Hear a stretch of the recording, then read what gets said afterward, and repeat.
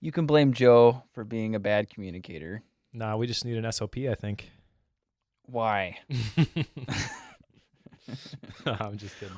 We have had for quite a while That's true. until That's true. we switched and finally got away from Skype, but I don't think we've formally decided that Skype is no longer worth it. We didn't formally decide that Skype was garbage, but we've known it for a long time.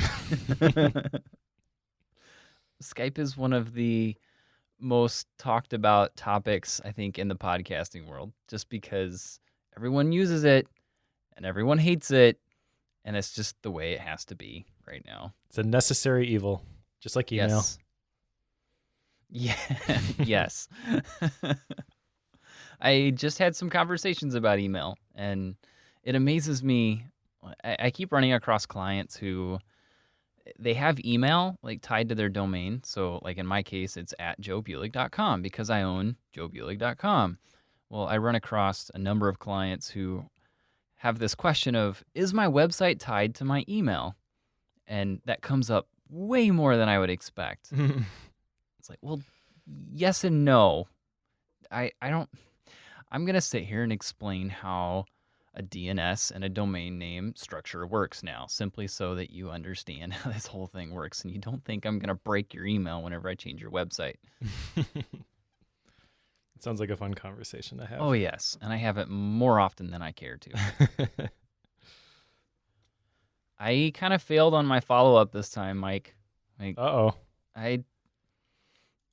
Okay, so one of them. So I have three things that ended up on the list for follow-up on my end. One is the daily rule of 3. So choosing the 3 major things I want to do in that day. That one I'm fine on. So that one I'm good. And the only reason I think I'm good on that one is because I was doing it before I read the Productivity Project somewhat. I'd formalized it after reading that, but not... Ultimately, it's one that I kind of had started beforehand. So it's kind of cheating to say that one, I think. The other two, one was to take longer lunch breaks and do a daily walk. I haven't done it once. I continue to put it on my daily schedule, but it continues to not happen. The only reason I have for that is I feel like I need to get my butt to work, and I feel like I'm slacking. And I think that's part of what he was getting at is don't fall into that. Right. But you've succumbed Anyway. despite your best efforts? Is that what I you're continue saying writing to it down me? at least. I think so. So that one has failed. I've been trying to do the meditation piece again. I'd say I'm about 25% successful doing that one daily, which is the same as saying I stink at this. So I'm going to continue working at that one, but for the sake of follow-up, it's not looking good right now. Guess you've got some extra credit homework to do this time, I guess.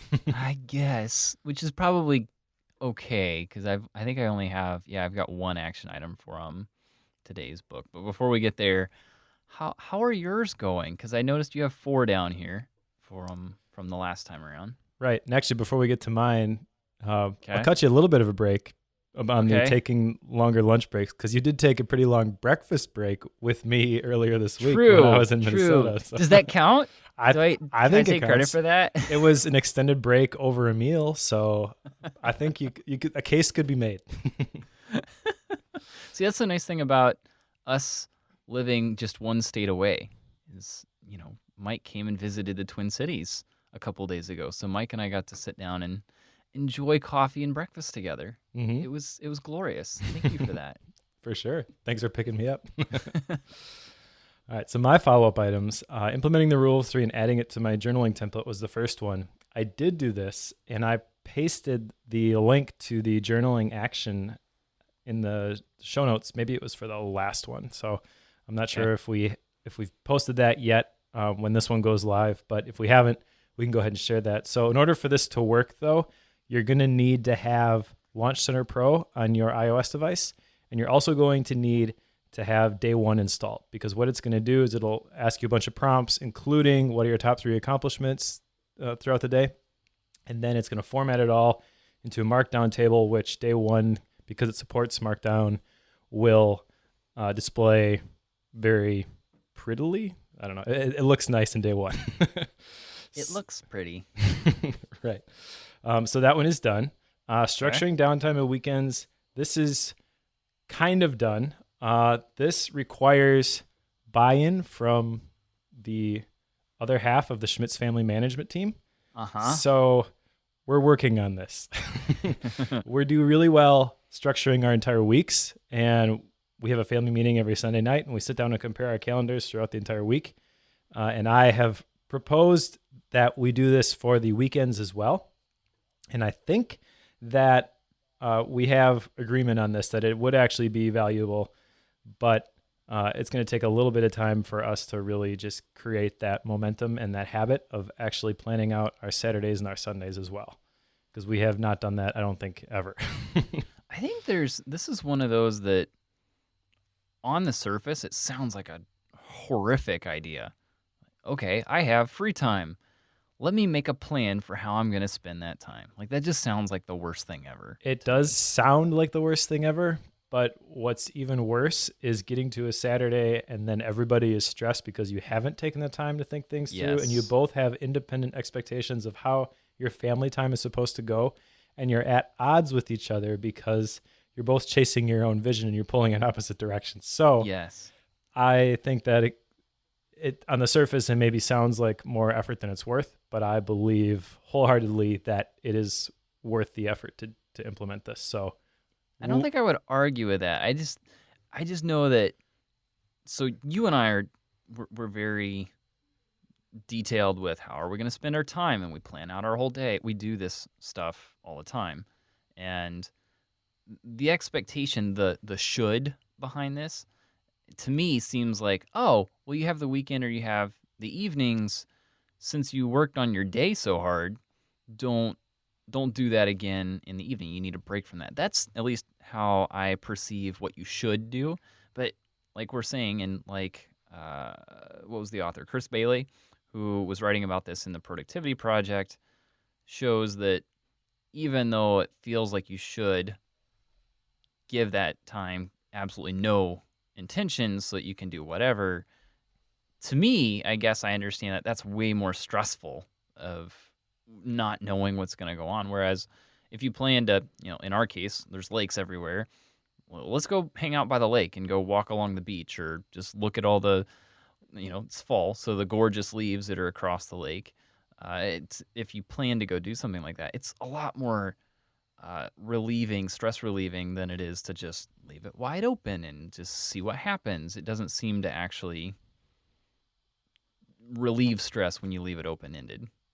I would agree with that completely, and I think also kids are the wild card here. Yes. Where if you don't have kids, you probably can get away with just going with the flow on a Saturday. But when you do have kids, you will quickly find yourself being pulled too many directions for you to possibly even follow a conscious train of thought.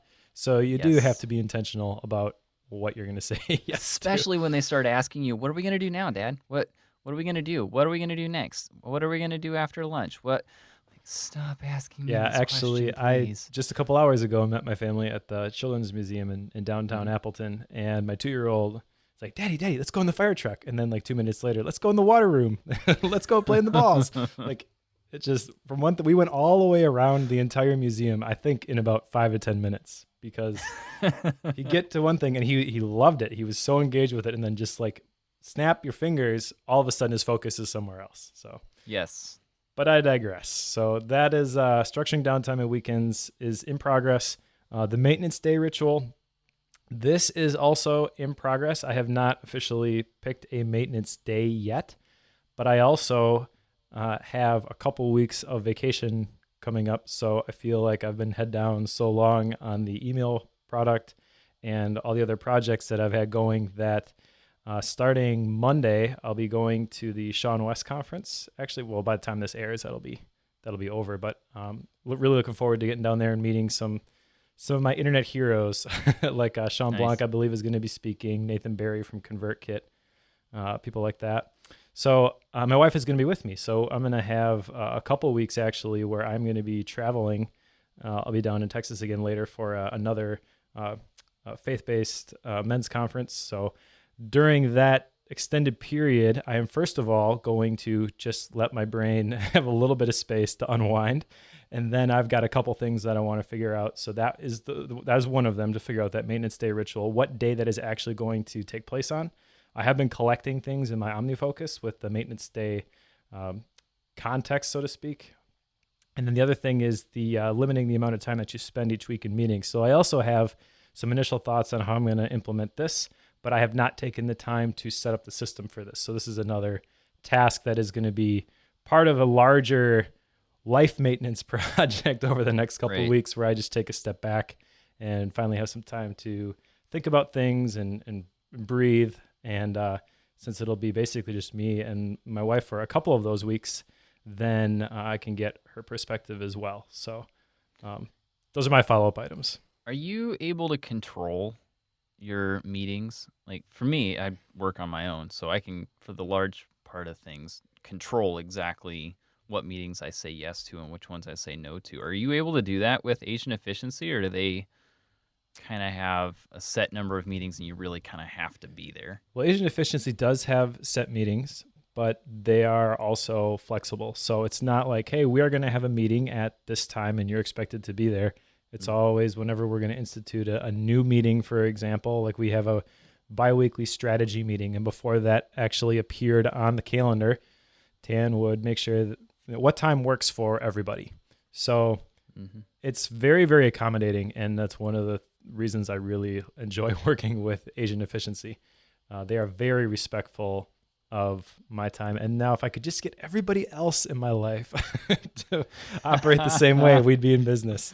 But a big part of that in all of the other areas of responsibility that I have is managing expectations. I know we've talked about that a lot throughout this podcast, not this specific podcast, but Bookworm. And it's hard a lot of times initially to say no to things, and you can see the disappointment in people's eyes when they have like trusted you to pick up this ball and run with it, even if it's not your turn to carry it. But if you start saying no, they will start respecting you, and then you can basically steer the conversation and steer the terms of engagement, I guess is the best way I can describe it, in your favor. So just because everybody, I don't know, I'll just use my church as an example. Like there's a bunch of people involved in a lot of the ministries that I'm in that have a lot of different work situations, and the difficult job of the ministry coordinator for any of those things is to try and coordinate this volunteer army. I don't envy that position at all. Okay. But especially in that specific scenario, it can be really easy to just say, oh yeah, I'll do whatever works for everybody else. I've got a flexible schedule. Yes and no. But what I've learned is that if you are very forthright, not like aggressive, but just very transparent, this is what will work for me. It would be great if we could work this way, let me know 24 hours in advance, that sort of thing. Like if you dictate the terms, then most often people will look at that and be like, oh yeah, that makes sense. I guess we can do it that way. So you got to get to that position though. What I've had to do is I've kind of had to toe the line a couple times.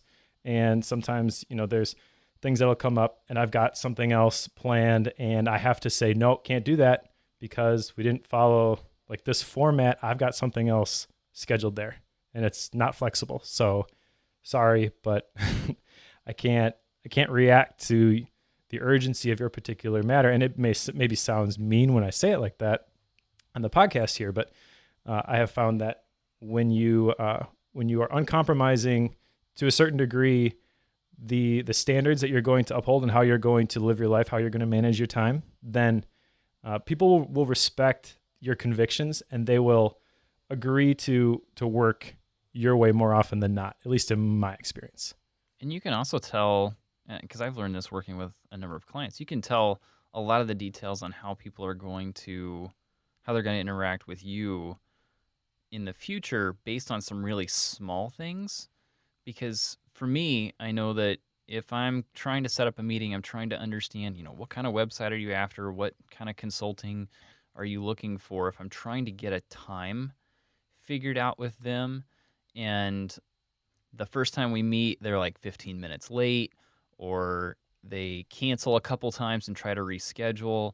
If things like that start to happen early, like first meeting level, I usually sometimes, like, I will typically fire them before they ever become a client, just because I know those are very strong indicators that me trying to get something from you or get something to you is going to be an extremely painful process.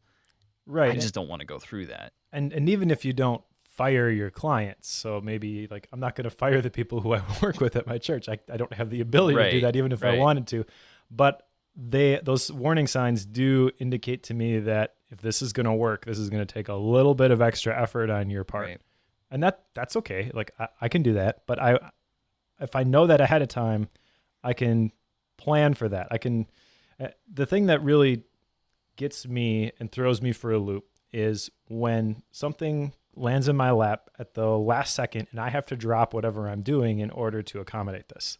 But most of the Hmm. stuff that happens in my life anyways, seems to be pretty regular. Obviously, there's still the unexpected emergencies like my 2-year-old deciding to uh, dive down the basement stairs, take him to the ER. That does actually happen. And when that happens, you just got to roll with it. But there are a lot of things that we just roll with and we don't ever take a step back and think about like, well, why are we in this situation? And what could we have done to Hmm. avoid this? And if you can develop that mindset, you can put out a lot of those fires before they're even there. But this is a lot of talking about how you manage everybody else that you work with.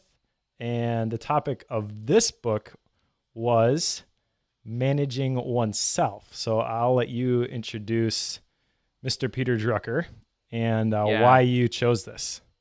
yeah. And I think a lot of what we've been just talking about applies to this specific book here, because so much of the interactions that I know, especially with me, with clients, and you and how you interact with folks at church and such, so much of that is dependent on how you yourself operate, and understanding some of that. And that's what Peter Drucker gets into with this particular book, Managing Oneself. And like I mentioned last time, this is a pretty short book. I think I calculated it out. It comes to, from a normal book size, it's about 20 pages, even though I think it's 60 in this book, but it's small enough that each page is roughly a third the size of a normal page. But I picked this one because, one, it's Peter Drucker, and Drucker comes up a lot, and I'm one that hasn't read anything by Drucker technically in the past, and I've wanted to. And this one, being short, I figured it was easy to jump in, and I also was trying to find something that was easy for folks who are listeners who haven't had a chance to read along or read ahead of one, and so I wanted an easy one for them to get in. So I don't have some deep philosophical reason on this one, Mike. There you go. Hey, I think that's a first. So one of the first things that Drucker gets into in this book is why should you manage yourself? And I guess to define that, just going through the whole thing and just seeing what he talks about in the book, I would say that in this case, when he says manage yourself, it's really just knowing yourself and then doing something with that. Is that fair, Mike? I think that's probably pretty fair. Uh, I really like the whole idea of managing yourself, and I really like the way that he outlines it in this book as well. But really, the argument for managing yourself is that your life is going to happen. You've got a set amount of years, and it can either happen by default or it can happen by determination. And you can be intentional about what you're going to do, what you're going to accomplish, and the sort of legacy and impact that you're going to leave. And I think if you frame it that way, it's a no-brainer. Everybody wants to make an impact. Everybody wants their life to mean something. And if you don't choose to manage yourself, then essentially like you're just floating, and you're not going to be nearly as effective as if you had been if you'd making the conscious decision to point your life in a specific direction. I think it's interesting that he makes the correlation in here between the knowledge worker and the manual labor worker. And to me, it's always fascinating to see the correlations that people make and how you come from one to the other. Coming from a farm, so I've worked with pigs, I've worked with cattle, I've run tractors, I've run plows, like I've done all that. And typically, when you're in that scenario, it's pretty simple to see here's something that needs done. I need to go run. I need to till up the ground. Like, I need to go do that. I need to run the planter. Like, it's easy to go do that. And then it's a manual process. Whereas so much of what we do is knowledge. It's all about the information and what we know, what's the ideas that are in our minds. And when we do work, there's not something physical, and it's not something that most of the time, it's not something that you're coming up with out of your own thought processes. It's something that you see externally that dictates what it is that you're going to do. So there's no point well, I shouldn't say there's no point. Most cases, it's something outside of you in the manual labor world that's managing you. So I know that the cows need fed. Okay, well, I'm going to go feed the cows. Like, that's the cows managing me. That's just the way it works.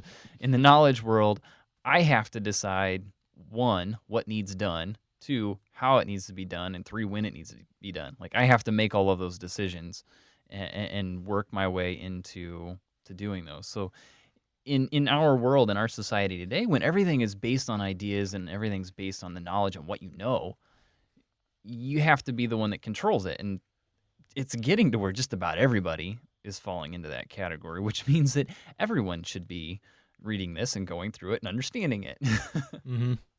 Yeah, definitely. It's not just for knowledge workers. And I think even the term knowledge worker, like a lot of the circles that you and I run in, that term is understood, and a lot of people would fall into that category.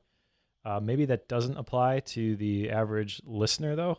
And I think that it's easy to write that off if you are not a knowledge worker and you are responding to things that do actually physically need to get done. And because I think I've been there to a certain degree, where it's like, oh, it'd be great to just sit at a coffee shop all day and write words for a living. Oh, it sounds real hard. It actually is once you sit down and try to do it. But compared to some of the physical work, like a coal miner, for example, just the idea of a job that I would not have wanted to do, hearing stories about people who have done that sort of work in the past and even today, it's easy when you're in that position to kind of look down on the whole idea of knowledge work, I think. But the next point I have in here is transitions. And one of the things that Peter Drucker says, you need to know how and when to change the work that you do. So this ties in, I think, really well with what we were talking about in the innovator's dilemma. It's like, when do you jump ship? When do you decide that the new thing is the thing for you? And then how do you do that? I think that managing yourself is what will take you from where you are currently to where you want to be. And I'm not saying that everybody wants to be a knowledge worker, but if you are going to make that transition, whatever that looks like, you do have to apply these principles and manage yourself well. Because if you do not, especially when your job is determined by you responding to physical needs and mental and emotional needs, if you're a nurse, for example, you're responding to, especially like emergency room people, you're responding to emergencies all the time. You're responding to fires. You're living like a firefighter, according to David Allen, the author of Getting Things Done. How do you get out of that mode? And no matter what industry you happen to be in, there are going to be certain things that you can do to make sure that you don't have to live your life to that level where you're constantly under that stress of not knowing what's coming. Like I said, some of those jobs, that comes with the job, and there are people that have to fill those roles, and that's fine.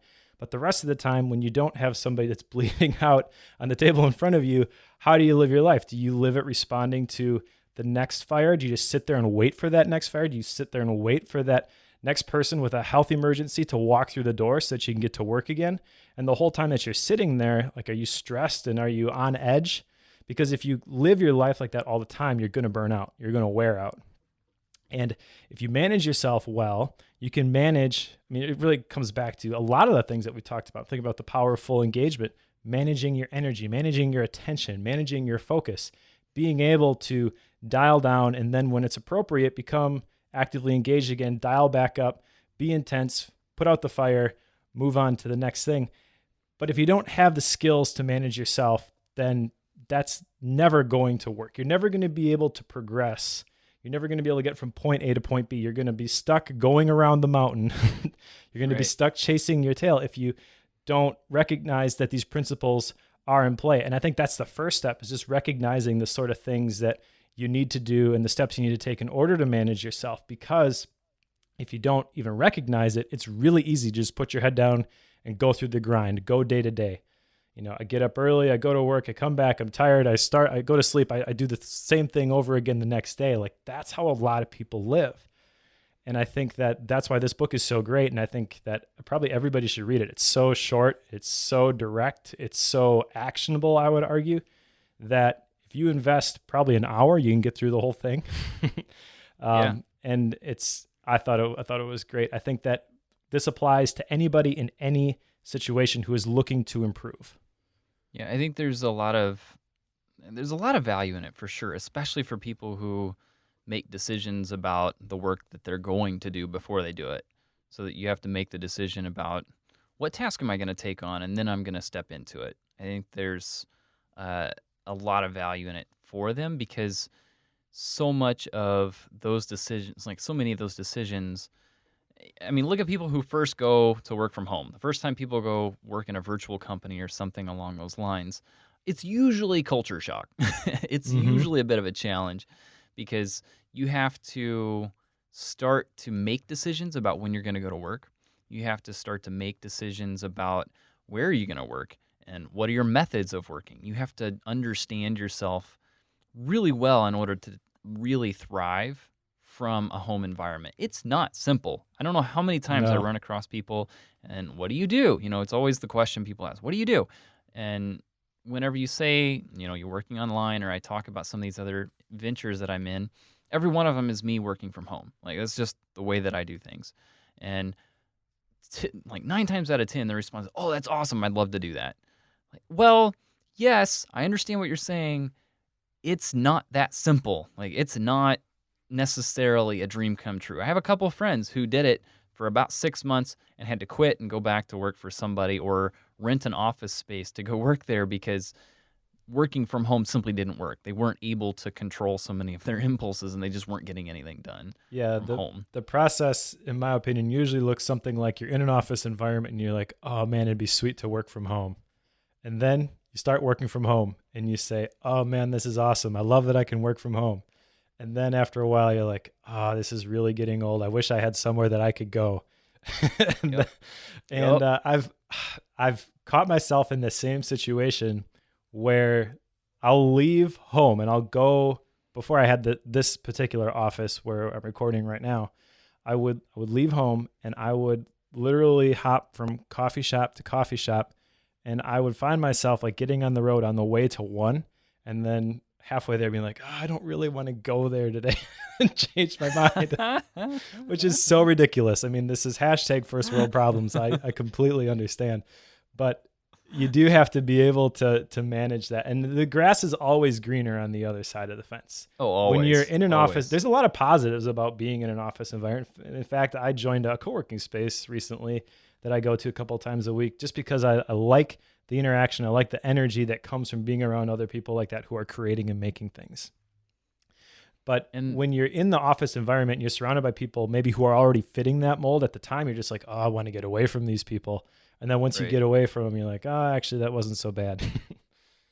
This is a lot about how CGP Grey on Cortex, a lot of that podcast is understanding yourself. Like, that's so much of what he's very good at understanding how he does things. And I think there's a lot that people could learn from him, because it sounds like he's absolutely crazy sometimes until he starts to explain the details around why he did something.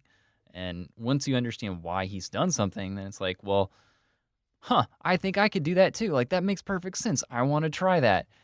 But you don't have that, like, it's hard for most people to see at that depth that he's able to see within himself. He's very self-aware and able to understand how he gets work done. And that's so much of how Peter Drucker comes at this because he has a number of questions that he poses to prompt you to understand yourself. He's Mm-hmm. prompting you to ask yourself certain questions, and then based on the answers to those, this is what that could mean.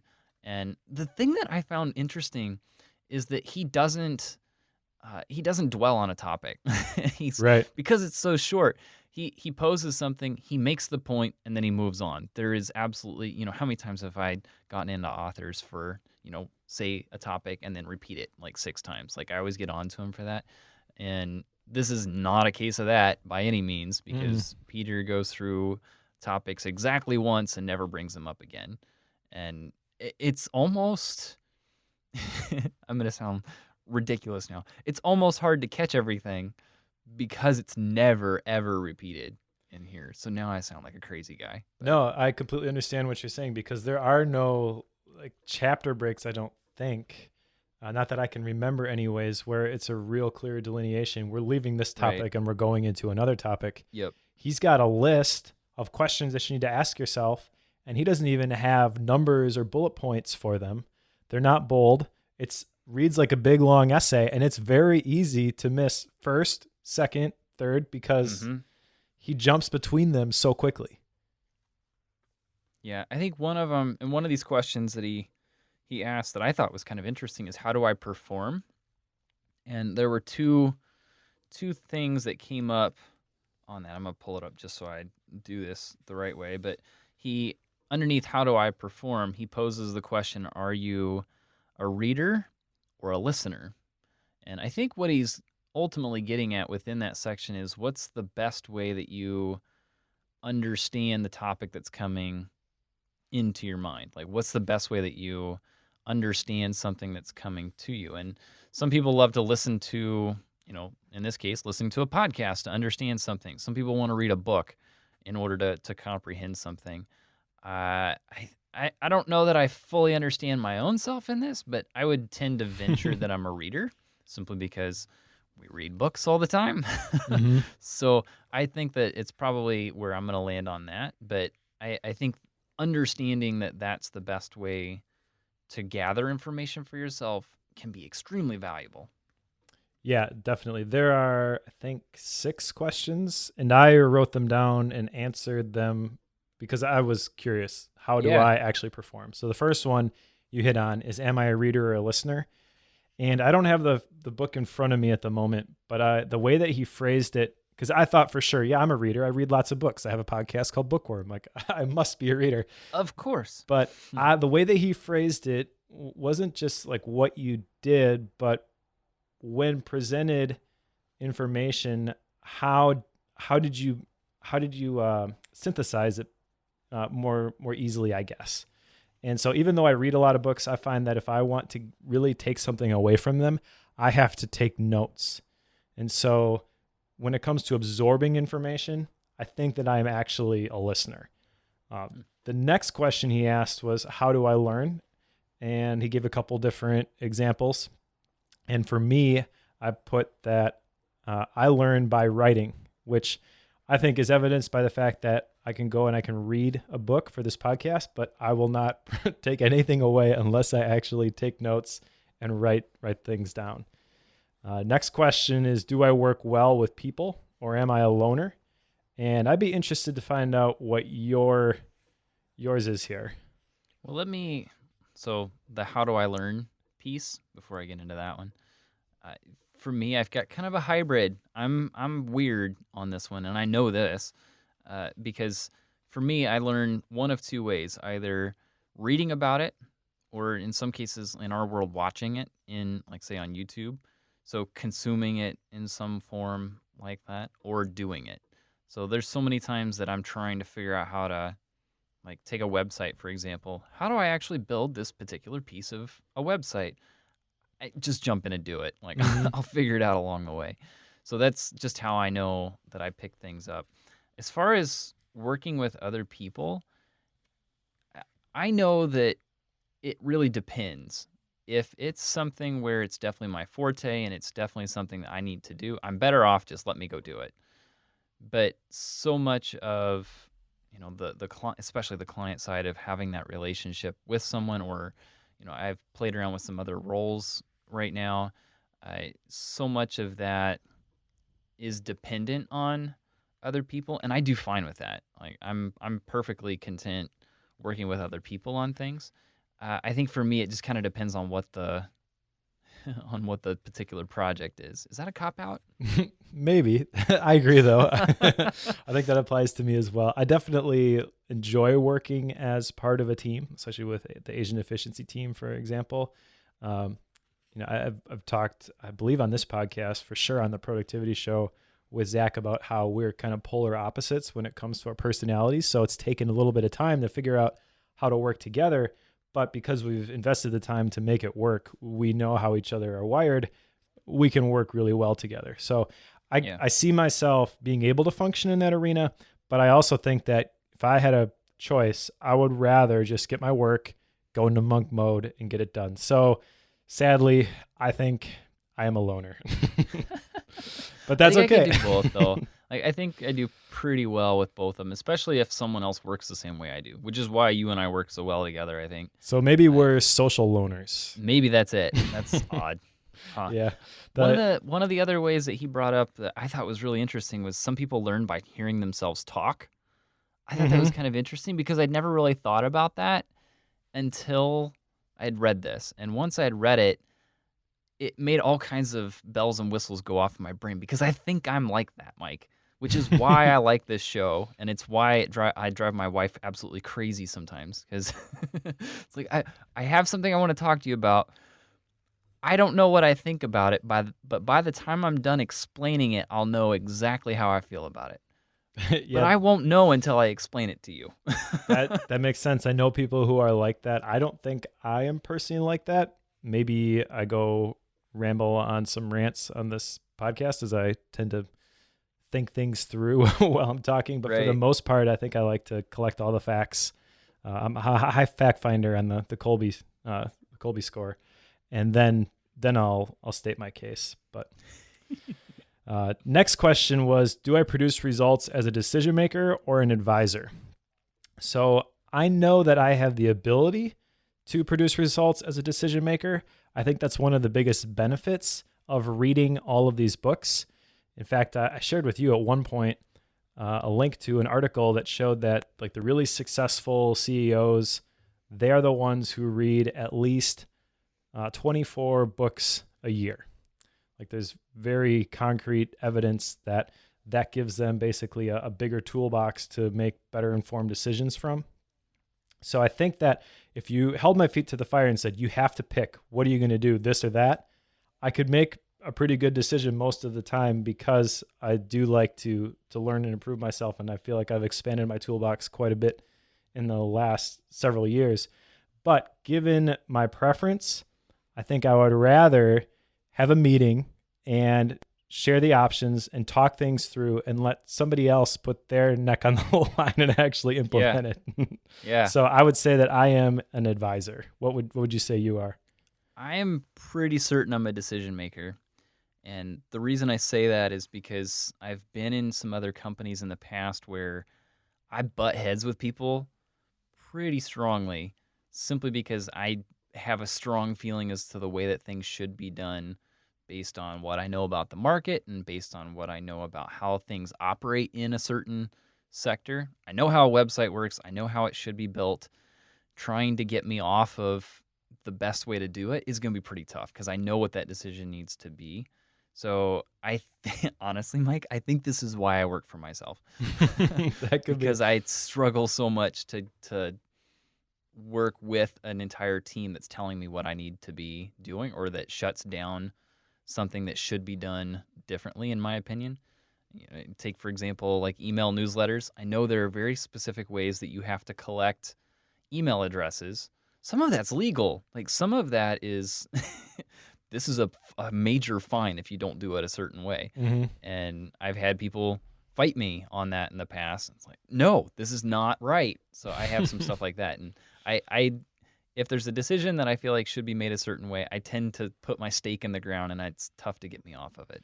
I tend to do that also, but usually when there's a team or a group of people who are making the decision. I find myself, if I really have the authority to just say, okay, we're going to take the entire organization or this entire group in a certain direction, that is somewhat paralyzing to me. So that's why I say that my preference is probably advisor. But I get what you're saying as well. Yeah, I think I would rather be the one at the front. I would rather be the one that has a bunch of folks around me helping pull all the information together, and then based on all the information, I'll pull the trigger. So that's kind of how I feel about it. That makes sense. All right, 2 more questions. Okay. The second to last one says, do I perform well under stress, or do I need a structured and predictable environment? Now, I work for a time management and productivity company. I have given talks on OmniFocus at the Max conference. I, on the surface, should totally be in the structured and predictable environment crowd. Yep. However, if I am really honest with myself and I look at how I actually get work done, I have to admit that at least a little bit, I perform well under stress. Now, that doesn't mean I like to manufacture that stress all the time. I would prefer to avoid that if possible, but I think I kind of land in the middle here where I'll get a project and I'll plan it all out, but I won't jump in and take action on it right away. I will usually let it sit for a little bit. I'm not going to wait till the last minute and then scramble to get things done, but I'm also generally not super methodical. Just do 5 minutes every day and then you've read your book every 2 weeks. Usually I'll take a couple days off and then think to myself, I should probably get started on that book. So I think I have to confess that I perform well under stress. What about you? Well, as much as I want to be in the structured category for everything, it doesn't work that way. If it's something that I enjoy doing, say, take reading books, for example, I can say, I'm going to sit down and I'm going to read 25 pages a day. I can do that. But the reason I do that is because I know there's a deadline coming. And I know that if I wait, I will have a hard time catching up. And I'm aware of that. So on the surface, it looks like I'm operating underneath of that structure. But the only reason I put the structure in place is because of the stress of the deadline. Does that make sense? So yep. I'm when I know there's a deadline coming and when I know that there's the stressor of something that needs to be accomplished within a certain time frame or in a certain way, I'll put the structures in place to make it happen within those bounds.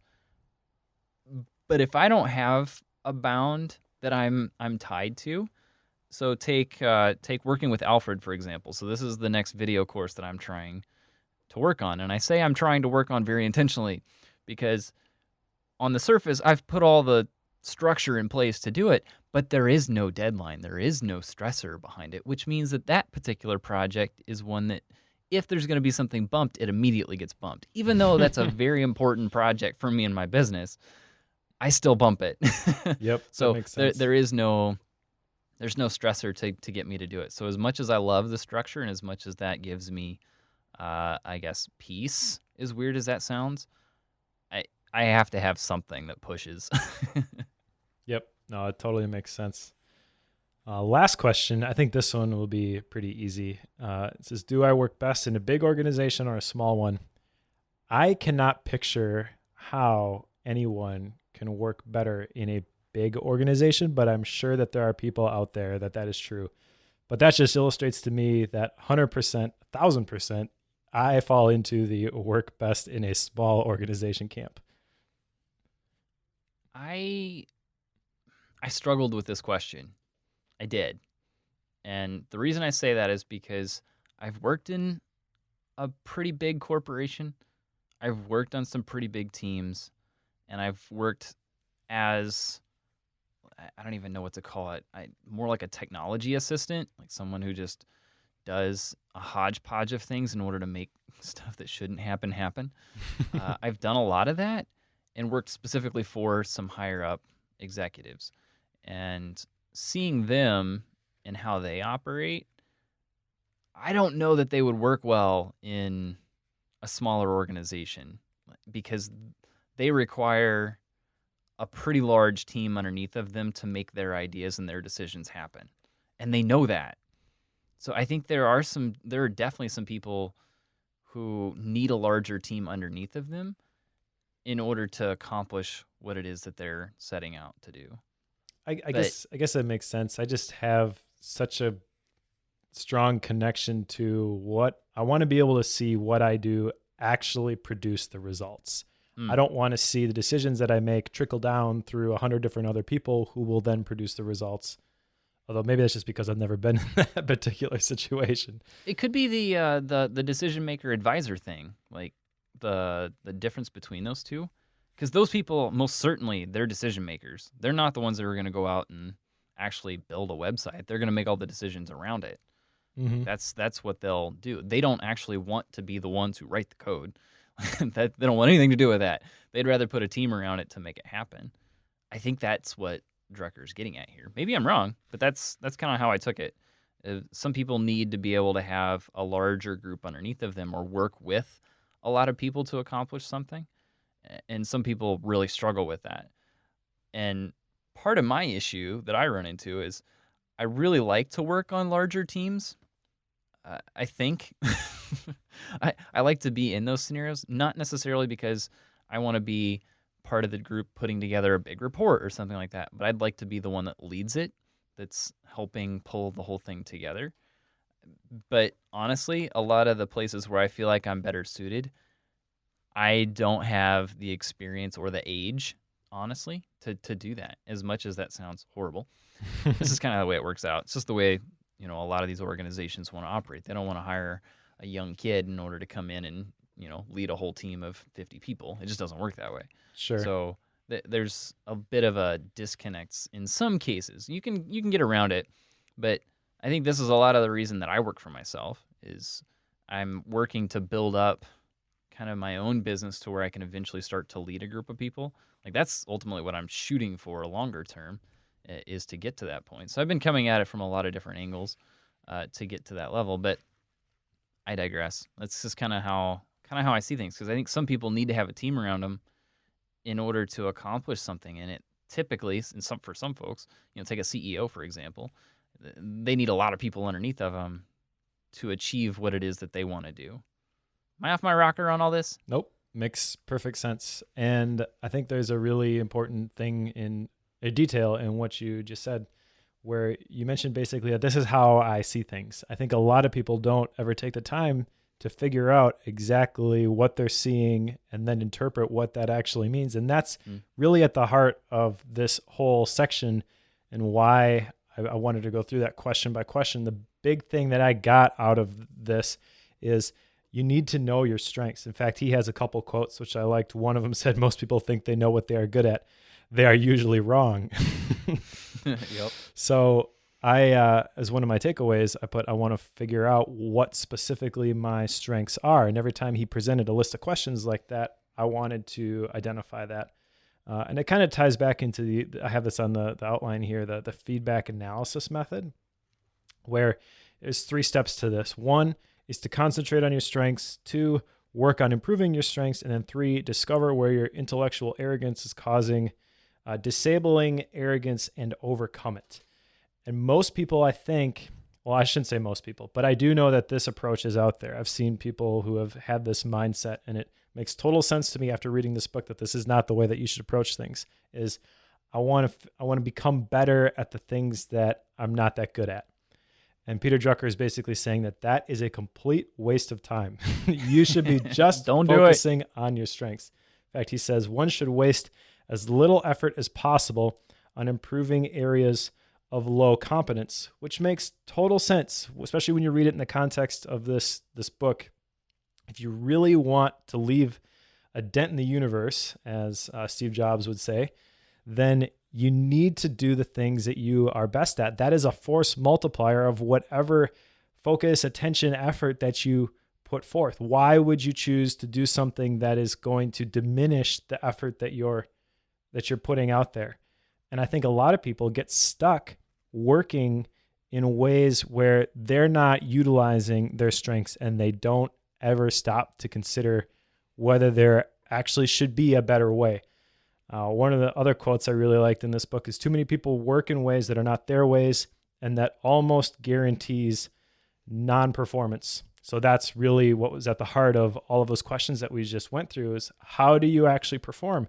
If you can figure out how you actually perform, then all you have to do is follow that script, and the score will take care of itself.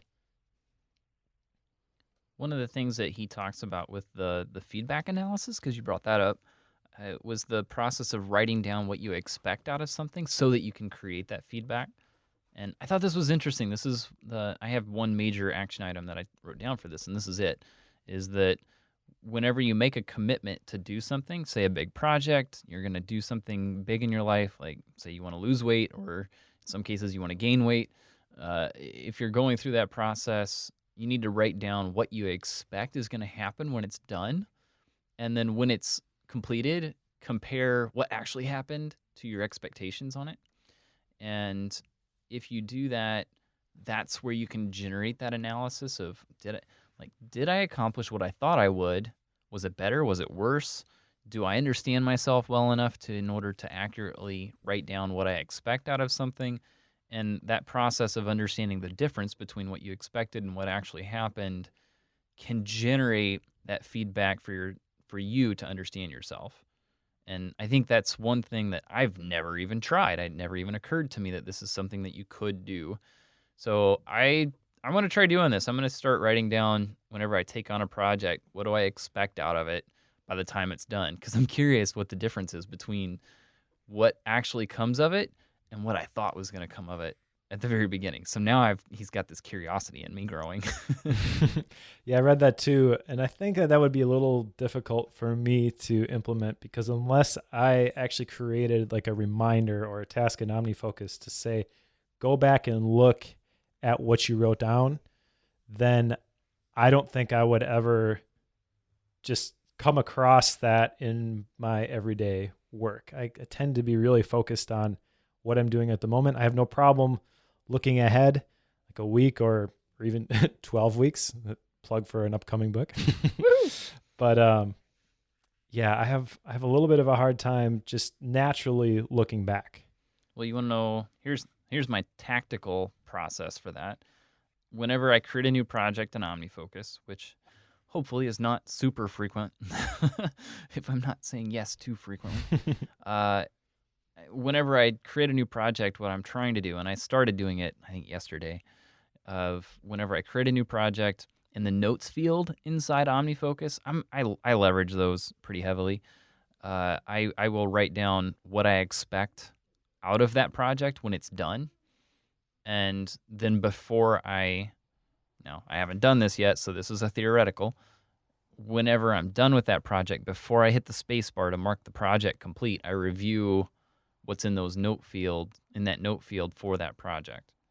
Does that make sense? So Yep. You have this process, you end up creating a habit around when you enter and create a new project, and then you have another habit that's on the back end of it for whenever it's done. And those two take care of it. That's my process anyway. My thought. It sounds doable, but I don't think that I would actually follow through with that. I will probably forget a few times. Just going to confess there. Well, I will hold you accountable to that, since you said it was one of your action items anyways. So do you want to talk a little bit about options? Yeah. I wrote down a few quotes that Drucker had in here that I thought were really interesting. And one of them that he had towards the back of the book was, and this is the quote, "In a society in which success has become so terribly important, having options will become increasingly vital." And what he's getting at here is the second half of our lives. And so many of us, we work on building a career, we work at it, we get better and better and better at it. And then at some point, we have this midlife crisis. And part of the rationale behind that he poses is that when you hit mid-40, roughly in that area, you've learned and grown so much in a specific career that you become bored with it and you go out and try to do something new. Mm-hmm. And that's where a lot of that comes from. That's what he's getting at. And he poses that, one, this is a very good thing because you can continue to grow yourself and continue to understand yourself in the future. So I think there's a lot of value in continuing to work at things in the second half of our lives. Granted, you and I both are nowhere near that right now. So that's just something that's up there in the future. However, he does point out that don't wait until you get there before you start to do something. Right. You start keeping things open right now. And that's what that quote's about, is making sure that you have a lot of things going right now so that in the future, if you want to make a change, you can, and it's not that difficult. This is part of the reason that I seem very chaotic with the businesses and the processes that I take on, because I take on all kinds of weird, diversified methods for business, it seems. Yeah, so I completely agree, and I've pretty much gone through this process recently. So I wrote down the same quote, and I definitely that hit me. He talks in the book about there's 3 ways to develop a second career, and I'll just go through these real quickly, and then I'll kind of talk briefly about how this played out in my own life, because I'm sure that there are a lot of people listening to this right now who are in the situation that I was in. So if you are in a job, in a career right now, and you're listening to this and you don't want to wait until you're 45 to realize that, oh, I need to start investing in another area because that's going to be more fulfilling, which is what Peter Drucker is arguing here. There's 3 ways to develop that second career, he calls it. 1 is to actually start one. So that's where you're just going to quit what you're doing. You're going to go chase something else. And I think that's what most people think of when they hear that develop a second career. It's all or nothing, A or B, not both. But the second way to develop a second career is to develop a parallel career. This is what I would argue I did, because while I was working full-time for the family business, I had this idea that I wanted to write this book, and I decided, because I'm really, really smart, that I better learn how to write. So I created the space by getting up at 5 a.m. in the morning. I would go to a coffee shop and I would write for an hour before I went into the office. That process of getting up and writing just for an hour every day in 6 to 8 months resulted in my first book. And it also resulted in me getting connected with Asian Efficiency and the career that I now have. But it wasn't just like, okay, I'm going to, on this date, stop working with the family business, and I am now going to switch careers and go work for this other company. And in fact, if I had taken that approach, Asian Efficiency would not have looked at me at all because I would have had nothing to show them. In fact, when I had the call with Tan, when he put out on Twitter that they were hiring, at the time that I approached them, I wasn't interested in in going full time with Asian Efficiency. And I was just starting to blog every day and said, any opportunities for guest posting? And he said, well, it's not something we typically do, but if you have anything, send it my way. So I had just started my blog. Like, I'd done 2 weeks worth of blog posts. That's about it. So you were a pro. Yeah, I knew nothing, but I was putting myself out there. I was doing this in parallel, and I sent him the link to my blog and said, hey, yeah, there's a lot of synergy here. We can tell a lot of the same mindsets, read a lot of the same books. We should give this a shot. And one thing has led to another, where I am now full-time with Asian Efficiency. But if I had never taken this approach of developing that parallel career, there is no way that those dots connect to where I am now in the position that I'm in. And the third way to develop a second career, I think this might be you, is the social entrepreneur. And that to me kind of means that you've got a lot of different things going on. You're doing this thing, then you're doing that thing, then you're doing that thing. And you can just make those jumps like you were just talking about seamlessly, where when someone on the outside is looking at it, they're like, there is no method to this madness. So maybe you can talk a little bit about what it means to be a social entrepreneur. I just have ideas and I can't help myself. That's the way I see it, is that I tend to see gaps in what is currently available in, I'm just going to use the term marketplace because I don't know what else to call it, but I tend to see gaps and then I pursue them. And a lot of times for me, it doesn't seem to matter what sector it's in because I am just fascinated by a bunch of different areas in just random technology. And that can range from how do railroads work to, how does SpaceX actually accomplish its rockets? Like I go all over the place. And I just know that for me, I tend to look at different things that seem interesting and look for opportunities, and then I'll go for them. Like that's just kind of how I go for it, and it doesn't seem to matter. Like I have a general purpose. Like we've talked about vision and mission a lot in the past. I understand that, but if you pay attention to what I tend to come up with for visions, it's usually very vague and very like I have a general direction I shoot for, but I'm not gonna narrow it down. Like I keep it a pretty broad, a pretty broad shot out there. And that's why, is because I know the general direction, but I don't have a specific sector that I like to focus on. Yeah, and I'd say that I'd argue that is completely fine. Peter Drucker talks in the book about the mirror test. And I think this is the mirror test is answering the question, what kind of person do I want to see in the mirror in the morning? And I don't think you need to have every detail figured out in order to answer that question. You have a general idea of the why, and maybe even have some specifics, but you don't need to have it all figured out in order for yourself to take action. I think that's the key thing there. The other thing is that you want to create things that are contributing. So one of the questions that Peter Drucker asks is, what should I contribute? And there were a couple questions underneath that. Number one, what does the situation require? Number two, given my strengths, my way of performing, how can I make the greatest contribution to what needs to be done? And then number three, what results have to be achieved to make a difference? And I think as long as you are producing results, you can kind of look at those results and you can, using the celery test from Start With Why, you can have a pretty good idea of, yes, I am moving in the right direction, even if you don't have all the details filled in yet. In fact, he talks about results and specifically what they should look like. He says results should be hard to achieve, so they should require some stretching, and they should be meaningful, so they should make a difference. And I think if you can check those boxes, then you're moving in the right direction. So much of that has to do with, I think of the boardrooms I've been in and when there's a CEO in the room. I think that if you look at how most chief executives run their businesses and run the companies, it has a lot to do with this whole book, because they are very good at noticing who is good at what.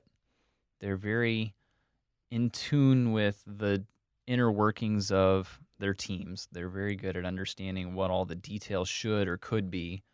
And whenever they notice and they pay attention to how the business operates and they know how to push and pull levers and push the right buttons, and maybe not push the right buttons, but they know how to move things around in order to accomplish something successful. And that's what so much of this is about. In order to drive success in the long term, you have to understand how all the different pieces work together.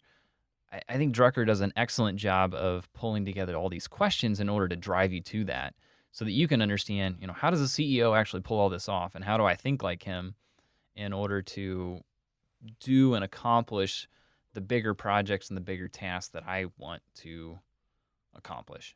Right. And thinking like a CEO is, if you were to sum up this entire book, that's what it is he makes the argument that managing oneself demands that each knowledge worker think and behave like a CEO. And it's really like, when you think of a CEO, they are directing the ship. They are in charge of the organization or the business. And a lot of times we don't even want to take responsibility for ourselves. We don't even want to take responsibility for our own outcomes. And that's really what he's saying here, is that you have to take responsibility for your own outcomes. You have to steer your ship. You can't control everything else that's going on around you at an organizational level maybe, but you can control yourself. And if you can dot your I's and cross your T's, then you put yourself in a much better chance to be successful. There's a really great quote that I wrote down at the end. It says, for a great many people, there is at best an absence of failure. Wherever there is success, there has to be failure.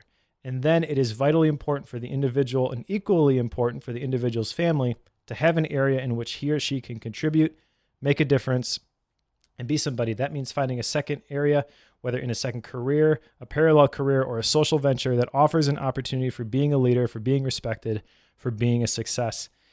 And the key part there for me is that you cannot have the success without the failure.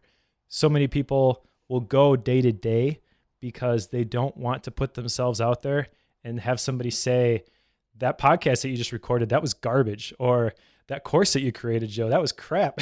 I get enough of those. Right. They see, and people see that and they get scared by that. And they don't want to put their heart on their line. They don't want to wear their heart on their sleeve. They don't want to be criticized.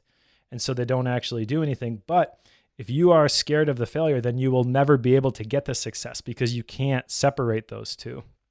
You have to be willing to mess up and you have to be willing to look at it and deconstruct it and say, what was wrong with this? Where did I miss this? Make adjustments. And then eventually you do enough iterations of that and you end up with something great. So to recap, because I think we talked about all of our action items in the midst of this. The one that I have down is to do the expectations piece so that I can create that feedback analysis with all of my projects. So whenever I put together in some cases I'm doing this with goals as well. So if I write down a goal, I write down a project, I'm going to take this on, I'm going to make a commitment to doing something. What is it that I expect out of it? And whenever I complete that goal or that project, I want to review that and go through it. And I talked about how I'm going to do it in OmniFocus, but that's the one thing that I'm taking away from this. There's so many things I could take away from this. A lot of them are just be aware, pay attention, and notice. Like there's a lot of that. I don't know how to write that into an action item other than I'm hoping to just start paying attention more. But as far as something physical that you can hold me accountable to, I'm planning to write down expectations on commitments. All right. Sounds good. I had two of them. One I talked about, and that is know your strengths. So specifically what I intend to do is I intend to take the Strengths Finder assessment, which I've heard Michael Hyatt talk about. And he actually talked about how he takes that, or he's taken that with his wife and they've identified their strengths and that's helped their family dynamic. So my wife and I are actually both going to take the Strengths Finder assessment. The other one that I wrote down, and this one, I don't know how you hold me accountable to this, but this is something that I recognize in myself. He had a phrase in there that kind of hit me. It said, take responsibility for relationships. It really wasn't a major point, which is why we didn't really unpack it when we were doing the podcast, but it hit me because I tend to try to go through my day, get my stuff done. I mentioned I'm a loner. And then when there's friction with other people, I tend to draw back and say, well, I just can't work with this person. And so what this meant to me is that I have to accept the fact that other people are as much as an individual as I am. And I have to take responsibility for successful communication between us. So there are some people that I have regular interaction with where naturally we just don't work together well. And like I mentioned, Zach and I in Asian Efficiency, we were able to overcome that. But in some other areas of my life, I have not put forth the effort to make that as smooth as it could be. And I don't know what exactly this outcome looks like. And I don't know what specifically I need to do. I think the first step is to recognize and identify those relationships. And then instead of trusting that the other person's going to change, to take the steps to try to move their direction, if that makes sense. This has probably been about a year and a half. Maybe it's been 2 years ago. I read a book called Boundaries, and I can't think of the author's name. I'll put it in the show notes. But in that book, he made the comment that I can't change what other people do, but I can change how I react to it. And that has stuck with me for a long time because so much. I'm like, if they just wouldn't have done this one thing, I'd be okay. Like, I get rather upset sometimes. I can internally over something that someone did, and it's not simple to just say, okay, they did this thing. I can't change that, but here's what I'm gonna do in response. Right. But I'm terrible at it, but it's something I try to do fairly regularly, and I think that's kind of what you're getting at, is trying to just own your side of that relationship. Is that fair? Yeah, and ultimately the relationships where that is the case, where there is some of that friction, like success is determined not by whether I do my part, but whether the organization or the group accomplishes the goal. So if I'm just going to sit on the sideline and pout and say, well, I did my part and they got to do theirs, that's not going to help anything. I'm going to fail if I take that approach. Right. So I got to figure out how to make it work. And I guess the real application of this is just recognizing that the buck stops with me. Fair enough. I think whenever we sat down for breakfast on Wednesday, I said something about I was going to read this either that afternoon and put the notes together for it Wednesday, and then I didn't do it until fully this morning. The reason why is because Peter Drucker is such a good writer, and it was so easy to read, and there was so much in it that I started reading it on Wednesday, but it was so dense and so, like, there was, dense is probably the wrong word. There was so much information in such a small space that I had to put it down, not because I couldn't keep reading, but because I was just trying to digest it because there was so much here. So I put it down Wednesday. I picked it up Thursday, finished it. I guess that would be yesterday. So I finished it yesterday, and I was going to put the notes together for it, but I was like, man, I don't even know. Man, what do I write down? I struggled with it a little bit, not because I didn't have anything to write down, but I just needed some time to digest it. Right. And so for author's style here, I wrote down that this is an easy and quick read, but the chances of you being able to sit down and read it just in one sitting, like what I try to do, I think you can, but I think you'll get more out of it if you break it up into a few sittings. At least that was my perspective, because it felt like I had so much coming through my head and I had so many ideas and thoughts about it that I just needed a break to digest and fully understand everything that I was consuming. Yeah, I can definitely see where that approach would make sense. The way I read books, I usually read it and then I'll take notes in an iOS app, which I believe it's free. It's called Shelf. So maybe we can put the link to that in the show notes. Right. But with this book, I read it in one sitting, but it was kind of funny because I've got the book in one hand and there were so many things that I wanted to write down that pretty much every 20 or 30 seconds, I was taking a note on my phone, and my wife is sitting on the couch next to me, and she's seeing me jump back and forth from the book to the phone, the book to the phone, the book to the phone. And she's like, what are you doing? Are you reading the book or not? So yeah. And that's just my own personal style. But yeah, I think that if you're the kind of person who just needs to think about some of these things and solidify them in your head, then yeah, don't try to read it all in one sitting, because there is a lot here, but it is very easy to read and it is very short. And the information that is in it is really, really good. So I guess I can give my rating for this book. I am going to give it 5 stars, not because it is one of the best books that I have ever read, but I think for the average listener or the person who is looking to pick up something to read that they want quick results, they want quick, actionable things that they can do, this is the perfect book for that person. And even if you are somebody who reads a lot of books, even a lot of really long books, even somebody like myself who is immersed in the productivity time management world, there is still a lot in this book that you can take away from it. So I think this applies to just about anybody, and it's very easy to read. So definitely 5 stars. So my question is, can you get away with giving Peter Drucker something less than 5 stars? Probably not. Because I had a lot of the same reactions to this. Is there's a lot here. You can take away a lot from it. and there's a lot that you can learn from it. And I sat down and I was trying to figure out, okay, what are the negatives of this book? Like, what are the downsides of it? And outside of maybe needing to take time to understand it and fully comprehend it, like, I really had a hard time coming up with anything on it. So I have to follow you here, Mike, and go with the 5. So, this is one of those books that gets the rare double 5-star rating from us. Right. And I would say, though, the one thing I would say that would make this book maybe even better, and I don't think it was really intended to be a book per se. It seems almost like it was an essay that was republished by, I think it was Harvard Business Review that published this one as well. So completely different than the previous Harvard business book that we read. No kidding.